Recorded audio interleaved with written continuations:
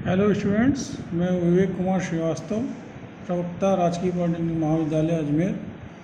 आज PR 306 विषय book binding, warehousing and finishing, printing technology के तृतीय वर्ष के छात्रों के लिए सब्जेक्ट है और इसको हम आज कंटिन्यू करेंगे। इसके अंदर आज हम बाइंडिंग ऑपरेशन में पढ़ेंगे सीविंग। सीविंग एक बहुत महत्वपूर्ण ऑपरेशन है बाइंडिंग का। किताबों की बुक बाइंडिंग के लिए, किताबों की बाइंडिंग के लिए किताबों को सिलना पड़ता है, उसके सेक्शंस की सिलाई होती है। सिलाई भी उसकी गुणवत्ता को देखते हुए, उसकी यूज़ को देखते हुए अलग अलग प्रकार से अलग अलग किताबों में अलग अलग तरीके से की जाती है। तो बेसिकली सीविंग जो प्रोसेस है, सिक्योरिंग द प्रिंटेड सेक्शंस और नॉन प्रिंटेड सेक्शंस के लिए अप्लाई किया जाने वाला एक ऑपरेशन है, जिसके द्वारा जो भी किताब के जो पेजेस होते हैं, सेक्शंस बनाए जाते हैं, उन सबको सिलाई करी जाती है धागे की सहायता से और डिफरेंट बाइंडिंग मटेरियल्स की सहायता से। तो आज हम जानेंगे सीविंग प्रकार कितने प्रकार की होती है। वो आपके सिलेबस के अकॉर्डिंग है। Thread cord sewing, flexible sewing, overcasting sewing, tape sewing, French sewing, side and stitch sewing. आज इन सब का डिफरेंस समझेंगे, इनके प्रोसीजर को समझेंगे, किस प्रकार से हम बुक बाइंडिंग में इन सीविंग्स ऑपरेशन, इन डिफरेंट काइंड ऑफ सीविंग्स का प्रयोग किया जाता है। तो पहले हम जान लें सीविंग क्या होती है।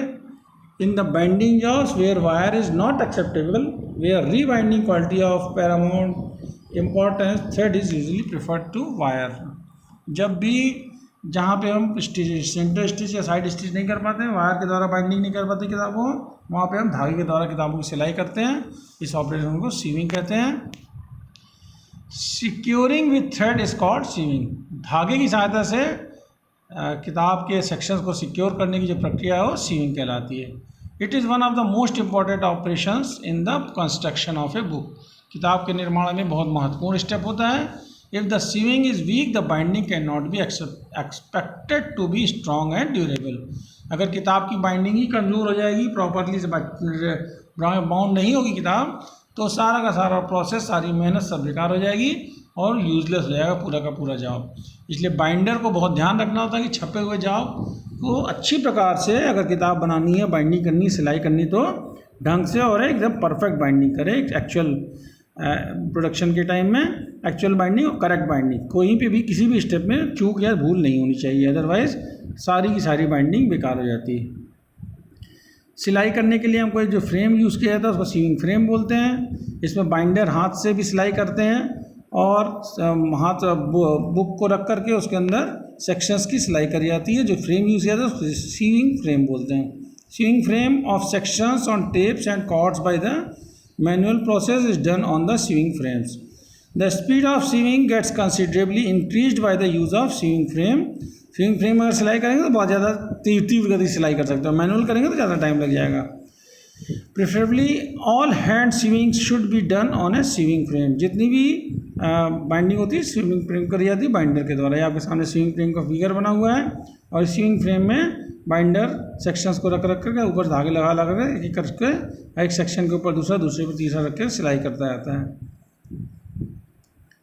The sections to be sewn are jogged while knocking and head and spine of the sections on the table. जो भी सेक्शंस हमने तैयार किए हैं, छपे हुए या बिना छपे हुए, उनको जॉगिंग कर ली जाती है टेबल पर रख करके। The sections are held in between the plates of a nipping press. Saw cuts are made on the spine for the making holes for sewing. और सेक्शंस के बैक में एक आरी से, सॉ से कट मार दिए जाते हैं थोड़ी दूर पर, जिससे कि इसके अंदर से नीडल को इंसर्ट किया जा सके और इसका यूज़ किया जा सके। The number of holes depends upon the length of the book to be sewn. The last section is sewn first and the first section is sewn last. जो किताब की सिलाई करी जाती है सेक्शंस की, तो सबसे पहले आखिरी सेक्शन को रखा जाता है, फिर उसके सेकंड को रखा जाता है, सेकंड लास्ट को रखा जाता है। ऐसे करते करते फर्स्ट सेक्शन तक ला करके एक के ऊपर रख करके पूरे सेक्शंस की सिलाई करी जाती है धागों की सहायता से। इस प्रक्रिया को सीविंग प्रोसेस बोलते हैं। अलग अलग मटेरियल्स के लिए अलग अलग बैक में टेप या कॉर्ड या लगा करके भी सिलाई करी जाती है, इससे उसको और एक्स्ट्रा मजबूती प्रदान करी जाती है बुक को। इसमें सबसे पहला सेक्शन है thread cord sewing.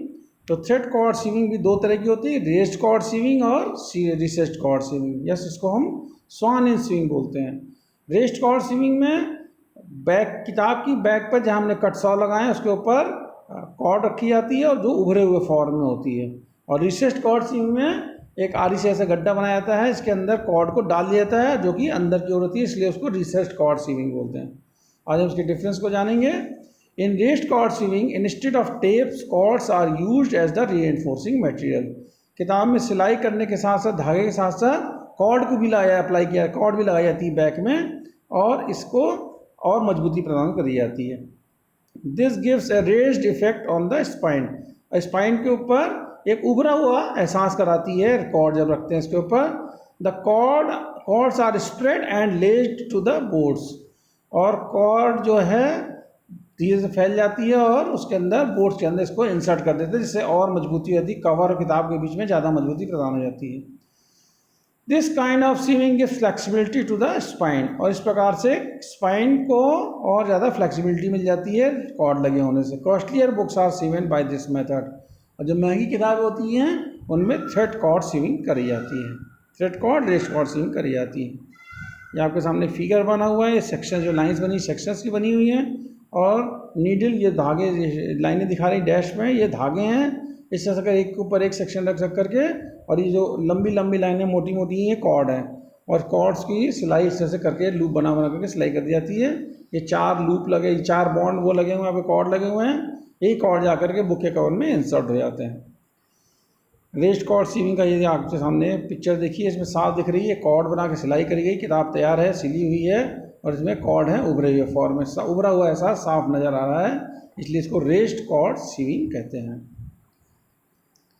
Recessed cord sewing, recessed cord sewing और sawn in sewing. In recessed cord sewing, grooves are made at the spine of the book for placing the cords. The cords are placed in the grooves while sewing. जब इसमें जैसे पिछले वाले में cord उभरे हुए form में, ऐसे ये कॉर्ड गड्ढा बना करके अंदर ग्रूव्स में रख दी जाती हैं। This avoids the raised effect of the cord on the spine. The sewing is also called a swan in sewing. इसको swan in sewing भी कहते हैं और इसमें कॉर्ड के उभरे हुए होने का एहसास नहीं होता बल्कि ग्रूव्स में रहती हैं कॉर्ड्स। ये आपके सामने पिक्चर है, ये सेक्शन की इसका सेक्शन व्यू है सिलाई करने का और इसमें कॉर्ड्स लगी हैं जो गड्ढे ग्रूव्स के अंदर घुसी हुई हैं, जैसा कि अभी आप फिर देख पाएंगे। ये देखिए ये सिलाई है, ग्रूव्स बना दिए गए किताब के अंदर, सिलाई किया उसके अंदर कॉर्ड रख करके फिर सिलाई की गई है, तो इसको स्वान इन स्विंग भी कहते हैं। सेकेंड टाइप ऑफ स्विंग है फ्लेक्सिबल स्विंग। ये सस्ती स्विंग के नाम से भी जानी जाती है, चीप प्रोडक्शन में काम में ली जाती है। In flexible sewing no saw cuts are made at the back. Back में कोई भी कट सॉ कट आरी के कोई भी कट नहीं लगाए जाते हैं। The sections are sewn by one on the stout cords that ultimately form the raised bands across the back. The leather band is pasted directly on the back. और इसमें सीधे सीधे लेदर बैंड को paste किया जाता है। With the threaded needle in the right hand, it is pushed through the inside of the sections at the head of the cattle stitch mark, and with the left hand, it is returned again to the outside at the far side of the first cord, and passes again through the inside and seven round encircling the cord similarly until knot is made at the cattle stitch mark. इसमें क्या होता है, पहले cut लगा लेते हैं थोड़ी सी दूरी पर 100 से सेक्शन से किताब की स्पाइन पर, उसके बाद एक सेक्शन से टेल सेक्शन से जाते हैं हेड तक जाते हैं 1 बाय 1 करके, एक बार इन करते हैं एक बार आउट करते हैं और वापस निकाल कर वापस हेड से टेल तक आते हैं, फिर एक कैटल स्टिच लगाते हैं, नॉट बांध देते हैं। 1 बाय 1 एक के ऊपर एक सेक्शन रख करके इसमें सिलाई करी जाती है। जैसे this process is repeated at the rest of the section. The knot made at the kettle stitch mark is known as the kettle stitch. जो गांठ बांधी जाती है उसको हम कैटल स्टिच कहते हैं, चेन स्टिच और कैचअप स्टिच भी कहते हैं। Overcasting sewing, overcasting sewing generally old books are sewn by this process. जो पुरानी किताबें फट जाती हैं उनको इन ओवरकास्टिंग स्विंग के प्रोसेस से सिलाई करते हैं। इनमें किताबों को 3 साइड से ट्रिमिंग कर ली जाती है और उसमें होल्स बनाए जाते हैं। होल्स डालकर the holes are made on 2 or 3 places at the back edge of the book, leaving about ½ to 1 centimetre, आधे से 1 सेंटीमीटर बीच में डिस्टेंस में दूरी पर होल्स बना दिए जाते हैं। फिर उसके अंदर नीडल को इंसर्ट करके हम क्या करते हैं, सिलाई करते हैं धागे डालकर। इसको ओवर कास्टिंग स्विंग के नाम से जानते हैं। Needle is inserted in all the holes along with the thread one by one. The thread is tightened and a knot is made in the last. और थ्रेड को टाइट करते जाते हैं और लास्ट में नॉट बांध दी जाती है. लूज शीट्स और books are narrow margins are sewn by this process. जो भी लूज शीट्स वाली किताबें होती हैं, सिंगल शीटर्स जितनी भी बाइंडिंग किताबें करनी होती हैं, उनमें हम ओवरकास्टिंग सीविंग का प्रयोग करते हैं. The spine side is trimmed in case of old books और unsewn sheets and glued. After drying, the book is separated into the sections and sewn using thin thread and thin needles through the glued section. इस प्रकार से इसके अंदर threaded needle डाल करके glued section में और इसकी सिलाई करी जाती है, ओवरकास्टिंग सीविंग करी जाती है. इस तरह से आपके सामने देखें, इस पैटर्न से ओवरकास्टिंग सीविंग की सिलाई करी जाती है धागे डाल करके. ये आपके सामने ओवरकास्टिंग सीविंग का पिक्चर आ रहा है.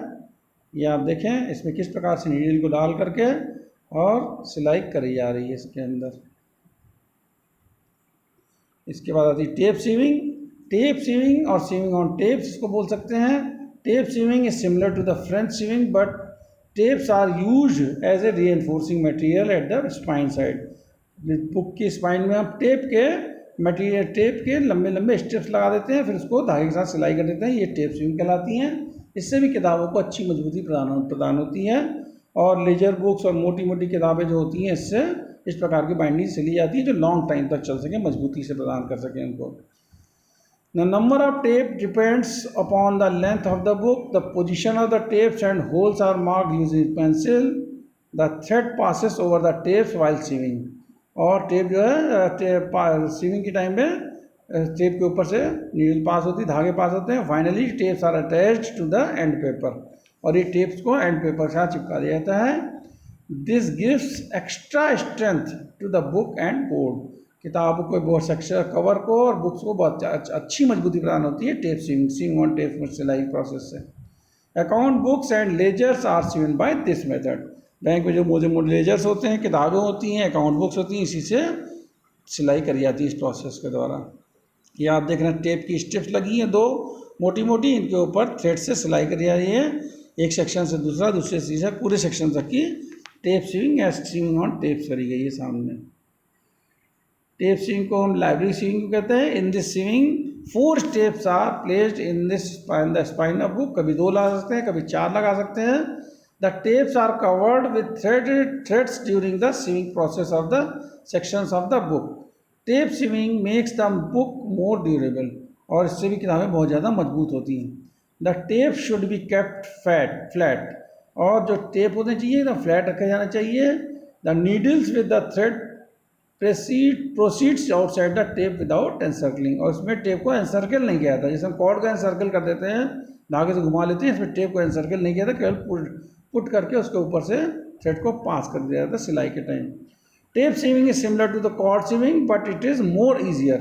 टेप सीविंग कॉर्ड सीविंग है बट ईजी है, ज़्यादा ईजियर है. It is not necessary to pull the threads tight for every tape. और ये ज़रूरी नहीं कि हर टेप को ही खींच करके टाइट किया जा सके सिलाई के समय. ये आपके सामने टेप सीविंग का फिगर आ रहा है. इसमें टेप्स लगे हैं, 4 टेप लगे हैं और सिलाई करी गई है और इसके ऊपर एक बोर्ड अभी लगा दिया गया है, इस पर कवरिंग करी जाएगी.